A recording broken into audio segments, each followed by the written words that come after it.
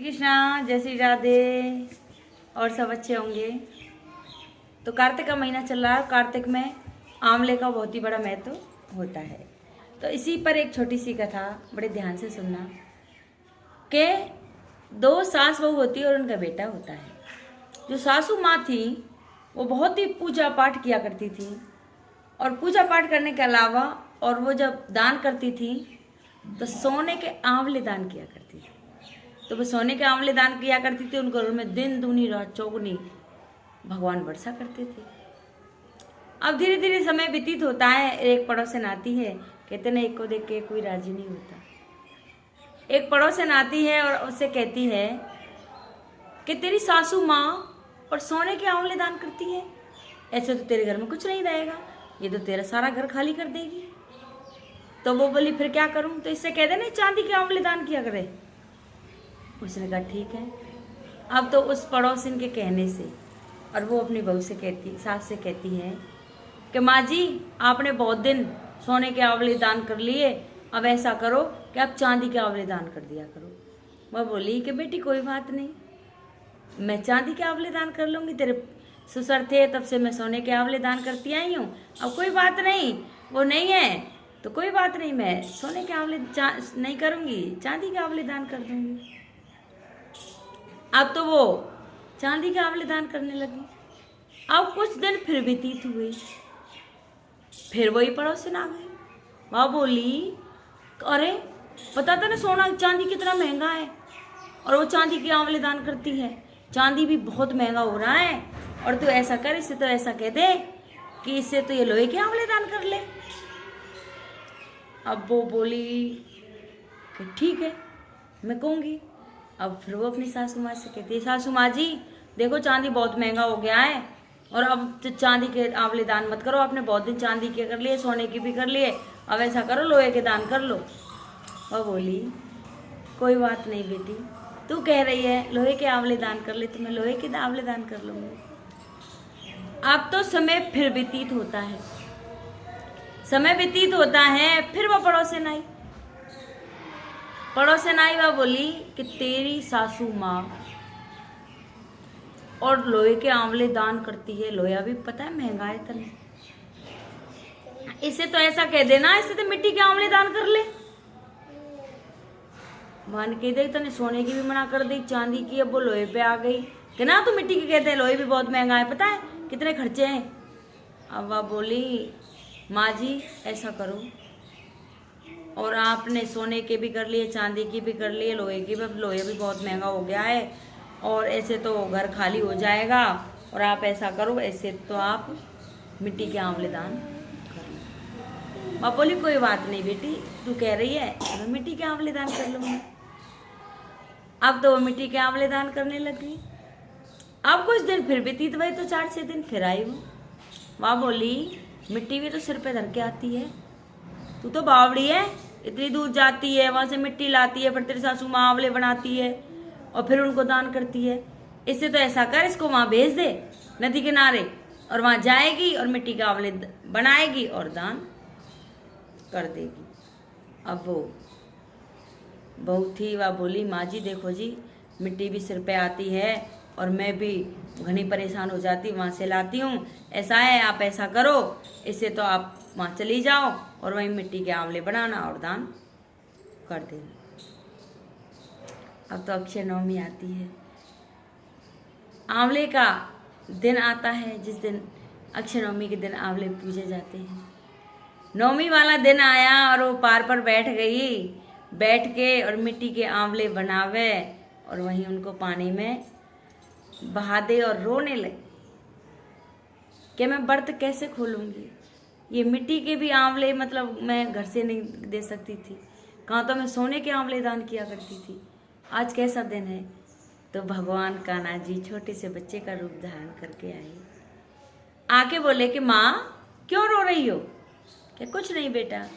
कि नहीं माँ बताओ क्या बात है? कि कुछ नहीं, मैं कार्तिक नहाती थी और आंवले सोने के दान किया करती थी, और पहले सोने के दान किया करती थी, फिर बहू ने मना कर दिया, फिर मैं चांदी के करने लग गई, उसने कहा चांदी के कर दे, फिर वो चांदी के भी नाट गई, फिर लोहे के कर दिए, लोहे के भी मना कर दिए, फिर मैं मिट्टी पे आ गई, मिट्टी में भी अब मेरे को यहाँ छोड़ दिया कि माँ चल, और मैं तेरे को अपने साथ ले चलता।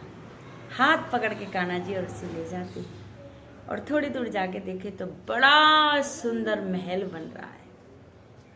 इतना सुंदर महल, और बीच आंगन में और आंवले का पेड़ खड़ा है, और उस पर सोने के आंवले लग रहे हैं। और वो बोला कि माँ, आज से ये जितने बड़े दिख रहे हैं तेरे आसे पासे घूम रहे हैं, ये तो तेरे दास दासी हैं, इनसे तो सारा काम करवाना, और तू अपने भगवान की भक्ति कर, नहा धो, पूजा सेवा कर, कार्तिक की कहानी सुन, और आज से तू यहीं रहेगी और रोज सोने के आंवले दान कर।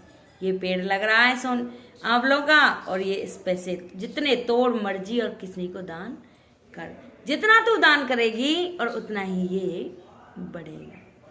अब तो उधर क्या होता है, जब से वो सासू माँ गई थी, अब तो उनके घर में खाने के भी टोटे पड़ गए,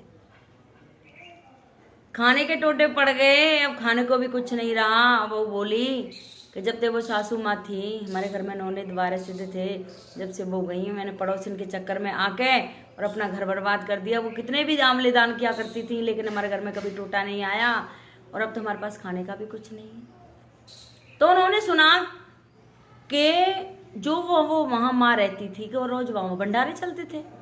वो बोला कि चल, एक सुना है और उस बाग में और बहुत बड़ा सुंदर महल है, और वहाँ एक माता सिद्ध माता आई हैं, और वो रोज़ भंडारा चलाती हैं, और देखेंगे वहीं कुछ खाने खा भी लेंगे, और वहाँ का काम मिल जाएगा। तो वो काम भी देती है सबको, और काम भी कर लेंगे, अपना गुजारा तो करना पड़ेगा। अब तो वो वहाँ चले जाते हैं। ऊपर से उसकी माँ देखती है कि ये मेरे वही बहू बेटे हैं। अब माँ देखती है तो सेवादार पहुँचते हैं कि माँ ऐसे ऐसे बात है, और दो मियाँ बीवी आए हैं और वो काम की कह रहे हैं। तो उसने कहा कि जो लड़का है उसको तो कह दो कि माली का काम देख ले, पेड़ पौधों में पानी दे दिया करेगा और ये पेड़ों की रखवाली कर ले, और जो उसकी बहू है उसको कह देना कि हमारी जो मेहनत है, हमारी जो यहाँ की महंत कहो, पुजारी कहो, माता जी हैं, और आप उनको स्नान करा देना। उसने कहा ठीक है, काम भी मिल गया, रोटी पेट भर खाएं, काम मिल गया। तो वो तो जाए माली का काम कराए। और वो बहू जब देखने लगी तो उसके तो आंगन में, जब अंदर चली तो आंगन में एक आंवले का पेड़, उस पर सोने के आंवले लग रहे हैं। और पीठ फेर कर माता जी बैठ जाती हैं तो उसने कहा कि चल मसल दे, मेरी पीठ ने नहला दे। अब जैसे ही उसको नहलाने लगी तो उसकी पीठ, सासू माँ की भी पीठ में एक मस्सा था और उसकी भी पीठ में मस्सा है। अब तो उसको नहलाते नहलाते उसकी आंखों में से आंसू आने लगे और वो रोने लगी। तो वो बोली कि तू मेरी काया को देख के रोई या मेरी माया को देख के रोई? वह बोली, ना तो माँ मैं तेरी काया को देख के रोई और ना मैं तेरी माया को देख के रोई। जैसे दिल आपकी पीठ पे, ऐसी मेरी सासू माँ की पीठ पे था, और मैंने एक पड़ोसन के कहने से और मैंने अपनी सासू माँ को घर से निकाल दिया और कह दिया उनसे, वो सोने के आंवले दान किया करती थी, तो आंवले दान करती थी तो दिन दूनी रात चौगनी होती थी, लेकिन करती थी मेरे घर में दिन दूनी रात चौगनी होती थी। और आज मेरे घर में कुछ नहीं रहा, मैं भूखी और प्यासी हूँ कि देख मैं वही हूँ। ये तो देख सोने के आंवले लग रहे हैं। मैंने सोने के आंवले दान किए थे तो भगवान मेरे को दे दिया, सब कुछ दे दिया, लेकिन तेरे पास सब कुछ नहीं है कि माँ मुझे अपने चरणों की भक्ति दे दे और मुझे भी यहीं रख ले। तो वो बोली कि मैं कैसे रख लूँ तुझे, ना तो मैं तेरे घर वापस जाऊंगी, ना मैं तो यहीं रहूंगी, अगर तुझे रहना है तो यहाँ रह ले। वह बोली कि माँ मुझे कोई ऐसा उपाय बता दे कि जिससे मेरी भी कोई गति हो। तो उसने कहा कि देख जा अपने घर, यहाँ से जो चाहिए वो ले जा, ठीक, और किसी के बहकावे में मत आना, और हमेशा ध्यान करना, कार्तिक स्नान करना, विष्णु भगवान की पूजा करना, कान्हा जी की पूजा करना, और पूजा करने के बाद आंवले हो सके खुद मत खाना, लेकिन कभी किसी भूखे को घर द्वारे से मत लौटाना, और आंवले की पूजा करना। अगर तेरे पे सोने चांदी के आंवले ना हो तो फल वैसे आंवले आते हैं उनका दान करना। अब वो घर चले जाते हैं, जैसे माँ कहती है वही सारा काम करते हैं। तो जैसे कार्तिक महाराज ने उस बुढ़िया के नवनीत वारे सिद्ध किए, ऐसे ही हम सभी के करना। अगर ये कथा अच्छी लगी हो तो कृपया लाइक सब्सक्राइब करना। अगर जो इंसान जो सुनने वाले अगर इससे अभी अभी जुड़े हैं तो कृपया सब्सक्राइब करें, लाइक करें, कमेंट में लिख के भेजें। राधे राधे। बोल कार्तिक महाराज की जय।